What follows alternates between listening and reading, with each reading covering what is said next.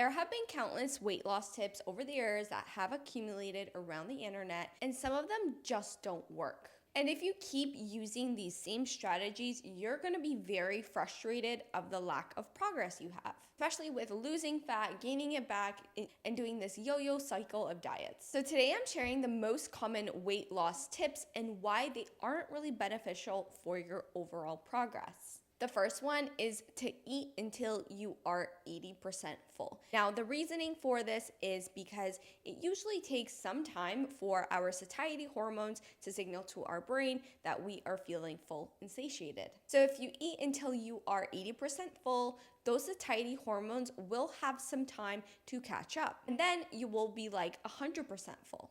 That is, if you're eating the types of foods that are supporting those satiety hormones. And those foods primarily come from protein, fat, and fiber. However, if you're eating a lot of ultra-processed food, a lot of refined carbohydrates, you're not really going to reach full satiety. You're never really getting that 80% full or even 100% full because those hormones won't be released. However, if you eat a lot of ultra-processed food, a lot of refined carbohydrates, you're not really getting the activation for the satiety hormones. So the 80% full method here doesn't really apply because if you do overconsume these ultra-processed foods, you're either probably going to be super duper full and bloated and feel disgusting, or you're not going to feel satiated at all because they really do lack fiber, protein, and healthy fats. This advice makes it seem like you can eat any type of food and see those same results of satiety. The second tip that doesn't really work is to do a lot of cardio for your fat loss.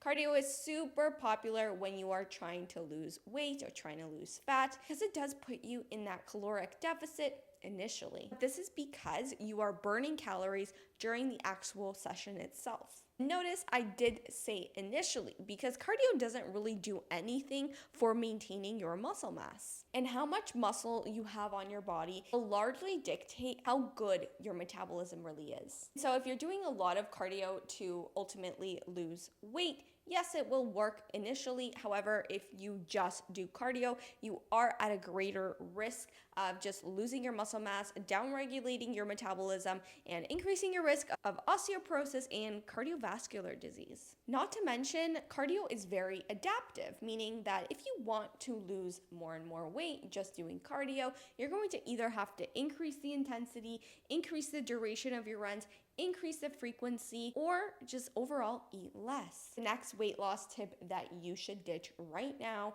is that red meat is bad for you. This myth came about because yes, red meat has a higher fat content and as a result will have more calories than, let's say, chicken breasts. In fact, red meat actually helps increase the amount of high quality bioavailable sources of protein within your diet. It will prevent muscle loss during your calorie deficit or your fat loss phase. In addition, red meat provides a lot of different nutrients to help with your satiety. Okay, next up, I bet you've heard that you should switch to low-fat milk. This is definitely because low-fat milk is lower in calories than its full-fat counterpart.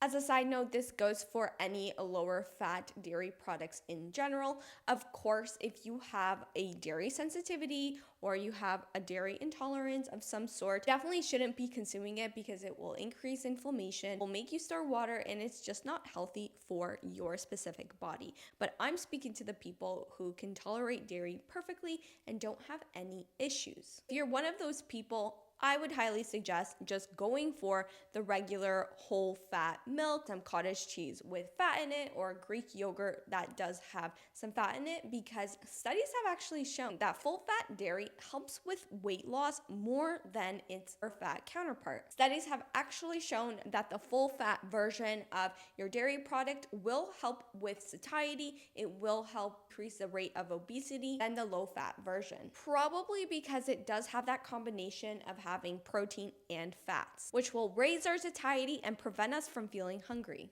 However, there are specific nutrients that you find in full-fat dairy that you can't really find in the low-fat option, especially vitamin K2.